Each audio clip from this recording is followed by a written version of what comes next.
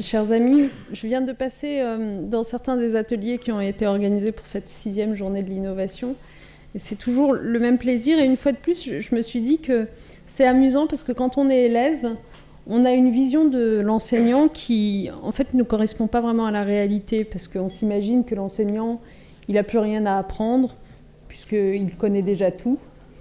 On voit l'enseignant comme un adulte qui peut pénétrer dans la salle de classe d'un pas tranquille parce qu'il n'a rien à prouver et qu'il est loin des inquiétudes qu'on peut ressentir soit quand on est un élève. Et en fait, on sait bien que ça n'est pas exactement la réalité. L'enseignant lui-même, comme les élèves, ne cesse jamais d'apprendre. Il a bien sûr des savoirs, des connaissances solides, mais il ne suffit pas de les avoir, ces savoirs et ces connaissances. Il tient à les transmettre. Il tient à ce que leur acquisition par les élèves soit solide. Il ne cesse donc, par définition, de réfléchir à sa pratique, à l'améliorer, à la faire évoluer.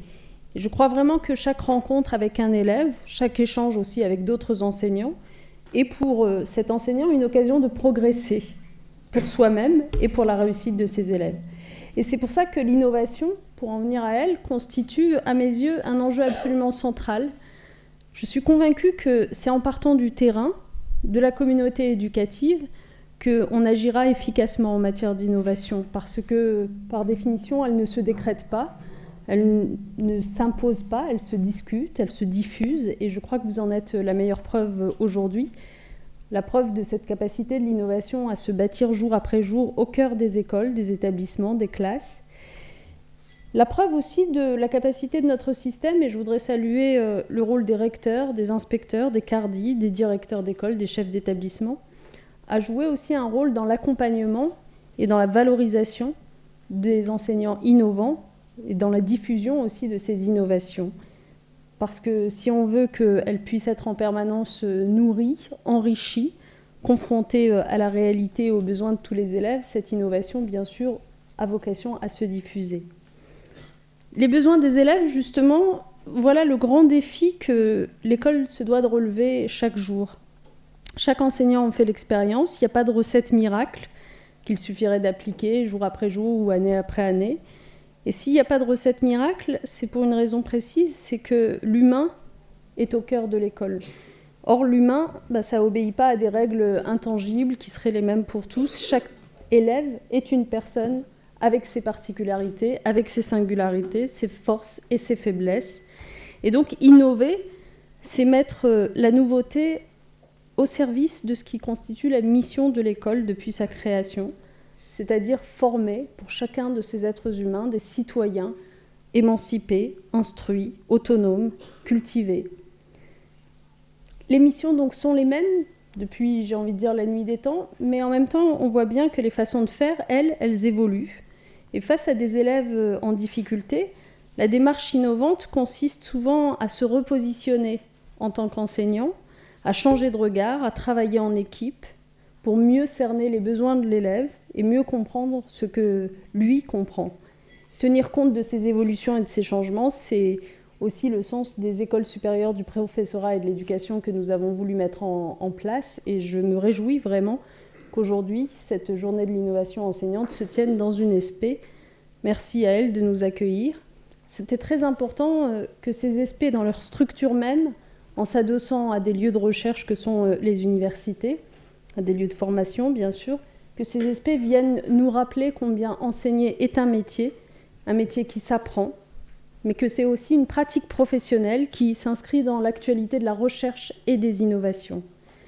Et donc oui, la recherche prend tout son sens quand elle se met au service des pratiques du terrain. C'est la raison pour laquelle nous voulons développer par exemple les instituts Carnot pour permettre à la recherche de venir alimenter nos politiques éducatives et nos pratiques pédagogiques. Voilà, mesdames et messieurs, ce que je voulais vous dire. Je suis une chantre de l'innovation, non pas l'innovation pour l'innovation, mais l'innovation pour permettre tout simplement à notre système scolaire d'être de plus en plus efficace, à la fois de mener chaque élève vers la réussite, mais aussi de mieux contrer les déterminismes sociaux, de lutter contre les inégalités d'accès à l'excellence. Et c'est la raison pour laquelle je veux vraiment remercier chacun des acteurs ici présents. Et je ne vais pas être plus longue parce que je crois que le temps est venu de vous dire qui sont les 3 projets qui ont remporté cette année des prix qui sont très attendus. Alors, pour le prix de l'école primaire, nous avions 5 projets qui ont été nommés. Le premier projet est la TWICT, le dispositif collaboratif d'enseignement et d'apprentissage de l'orthographe de l'école élémentaire La Chapelle de Frémy-Merlebach dans l'académie de Nancy-Metz. Le second projet, À chacun son rythme, de l'école primaire Jules Verne de Chavagne-en-Paillé dans l'académie de Nantes. Le projet En finir avec les devoirs à la maison, point d'interrogation, de l'école primaire de la rue d'Oran, que nous venons de voir en atelier il y a un instant, dans l'Académie de Paris. Le projet Fréquence Andelle Web Radio Scolaire de l'école primaire de Flipou dans l'Académie de Rouen. Et enfin, le projet Défi Scratch Aveyron dans la circonscription du 1er degré de Saint-Afrique dans l'Académie de Toulouse. Alors, j'ai le plaisir d'appeler à nos côtés l'équipe pédagogique de l'école primaire Jules Verne. Oui, ce sont des apprentis.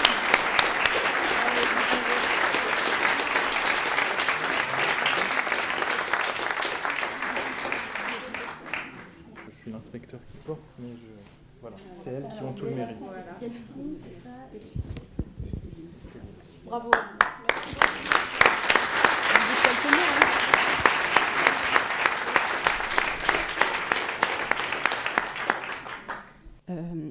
Pour essayer de faire court, le projet, c'est de laisser chaque enfant, alors pas dans forcément son niveau de classe, mais dans son cycle, on va dire, évoluer, apprendre, progresser au quotidien. Nous essayons de ne pas donner des objectifs, et donc à nos élèves par année scolaire, mais bien sur des cycles de 3 ans, dans des classes multiniveaux, où les enfants ont accès, grâce à différents outils qui ont été élaborés à partir des pédagogies Célestin Freinet, Maria Montessori, les cartes mentales, les intelligences multiples, et aussi tous les apports des neurosciences, en fait. Et les enfants vont, dans une certaine autonomie, gérée tout de même, vers ces outils, vers ces ateliers pour acquérir leurs compétences et les valider sur leur feuille de compétences de fin de cycle.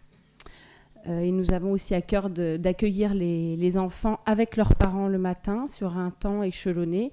Pour les grands, c'est une dizaine de minutes. Pour les plus jeunes, ça va jusqu'à 30 minutes, où l'enfant est dans la classe avec son parent lorsque le parent est disponible et peut participer à des ateliers de la vie de la classe et s'installer tranquillement dans sa vie d'élève. Pour cette très très belle présentation. Nous en venons au prix de l'éducation prioritaire. Et les nominés sont donc le projet Apprentissage des langues et culture de l'Antiquité, Rome, Athènes et la Guadeloupe, entre tradition et modernité, du collège Abîme Bourg des Abîmes dans l'Académie de Guadeloupe. Le second projet, Initiation à la pensée philosophique du collège Vercors de Grenoble dans l'Académie de Grenoble. Le projet Apprenance, penser et agir autrement pour les élèves, la formation et l'enseignement, une expérimentation de l'Académie de Grenoble. Le projet Chercher en mathématiques, cycle 3, un dispositif école-collège REP+, de la circonscription de Vénissieux Sud dans l'Académie de Lyon. Et enfin, le projet Classe coopérante du collège Sophie-Germain de Nantes dans l'Académie de Nantes. Alors, il s'agit du collège Vercors de l'Académie de Grenoble.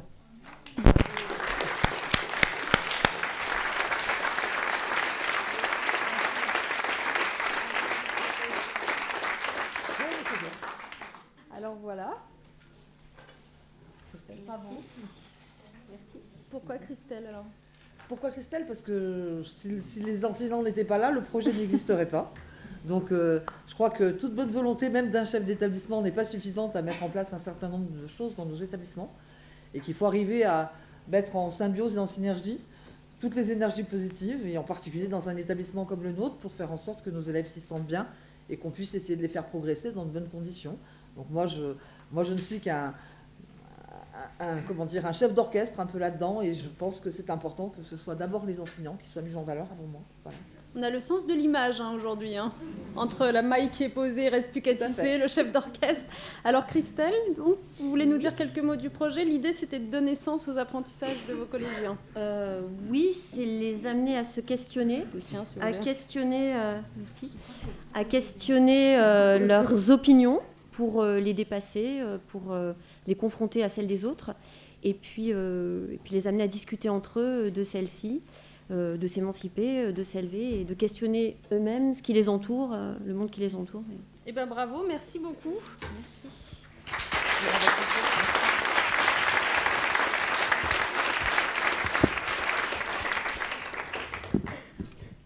Alors nous en arrivons au prix du public. Vous savez que le prix du public, c'est un prix un petit peu particulier parce que nous avons donc 8 prix qui sont décernés aujourd'hui. 7 leçons par un jury qui se réunit, qui est composé de membres issus du monde de l'éducation, de la recherche, de l'enseignement supérieur, du monde des associations également.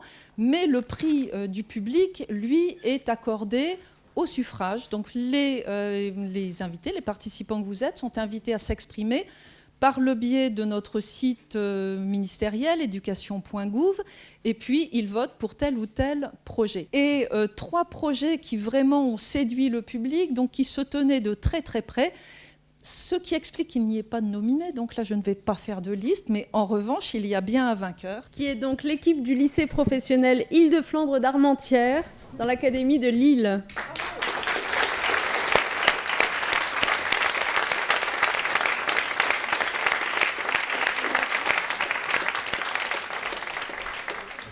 C'est joie de vivre au lycée, le dire, l'écrire et le partager. Bonjour. Et bravo. Merci. Bonjour. Merci. Attendez, je vous remets d'abord ça. Voilà. Merci. Prix du public, c'est pas n'importe quoi, le prix du public. Merci au public qui a voté pour nous. Notre projet s'intitule Joie de vivre au lycée, le dire, l'écrire, le partager. Et là, donc, c'est un petit moment de joie pour nous et surtout pour nos élèves, car il est important pour eux que ce projet soit reconnu. Ce sont des élèves de 2 sections différentes, des premières professionnelles ASSP, donc services et soins à la personne et première restauration, qui ont mis en commun en fait leurs compétences afin de créer 3 ateliers, et de suivre un parcours multidimensionnel où il y a donc 3 ateliers. Ils ont réalisé une semaine du bien-être, un repas du bonheur et ils animent une émission de radio. Donc, absolument faire un déplacement dans ce lycée. Et on a également un atelier conte où il y en a un conte un peu plus zen, on va dire, qui est raconté par les élèves. Donc les élèves sont vraiment créateurs de toutes ces activités. Et demain soir, ils proposent leur repas du bonheur, où ils ont créé leur menu, fait leur décoration de table. Ils sont au travail là, et ils nous envoient plein de messages pour savoir et ça en est où. Bon, vous pouvez leur dire que vous avez gagné, que c'est mérité. Merci beaucoup.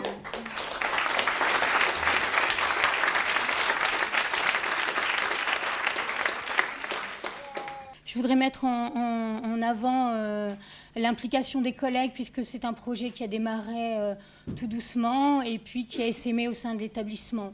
Donc on doit remercier les élèves, leurs parents et les collègues, et un remerciement appuyé aussi au CEPIA et à leurs membres qui se reconnaîtront. Et à ce sujet, permettez-nous de vous offrir une carte du bonheur, puisque les élèves ont travaillé sur cette thématique et proposent des petites phrases du bien-être. À vous le choix. Moi, je prends tout ça très au sérieux, excusez-moi. Alors, ma phrase. Cette semaine, empruntez au moins une fois un itinéraire ou un mode de transport différent pour vous rendre à votre destination habituelle. C'est légèrement anxiogène.